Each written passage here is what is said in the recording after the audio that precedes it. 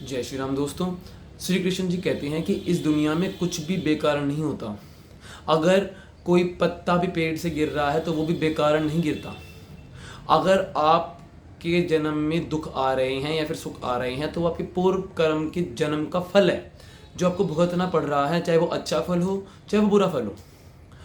श्री कृष्ण जी भगवत गीता में कहते हैं, भगवत गीता का सार क्या है? भगवत गीता का सार है कि कर्म करो, फल की इच्छा मत करो। अगर आप पुण्य कर रहे हो, भगवान आपसे पुण्य करवा रहा है और आप भगवान को पुण्य अपने नहीं गिनाओगे तो भगवान कहेगा अगर तूने पुण्य नहीं किए तो पाप भी तूने नहीं किए, तो भगवान आपको कर्मों के बंधनों से ऊपर उठा देगा। तभी तभी श्री कृष्ण जी ने कहा था कि कर्म करो, फल की इच्छा मत करो। ठीक है, अब हम आते हैं धृतराष्ट्र की बात पर। धृतराष्ट्र ने श्री कृष्ण जी से पूछा था कि मेरे को इतना बड़ा दुख क्यों भोगना पड़ा। श्री कृष्ण जी ने कहा, पूर्व जन्म में, अपने पूर्व जन्म में एक राजा थे। आपके पास 100 हंस थे। आप हर रोज एक हंस को मार कर खाते थे।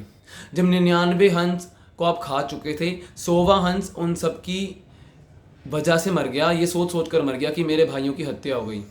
तो उसके आखिरी टाइम मरने से पहले उसके दिल से एक बदआसीस निकली थी कि जिस किसी ने भी मेरे साथ ऐसा किया है ना, उसके साथ भी वही हूँ।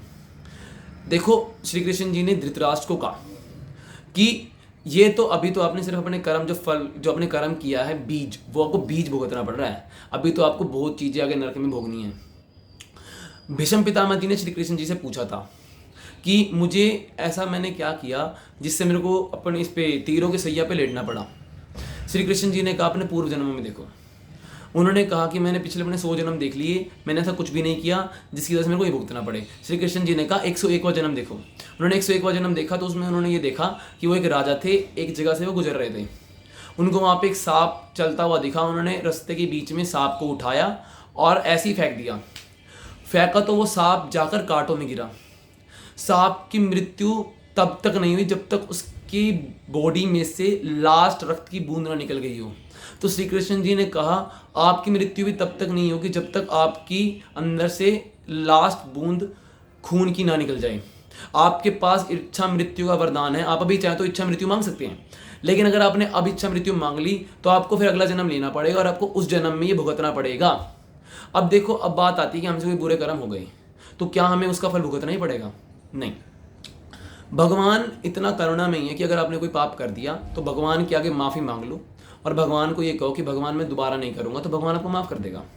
आपकी पलक झपकने में देरी हो सकती है, भगवान के बख्शने में नहीं।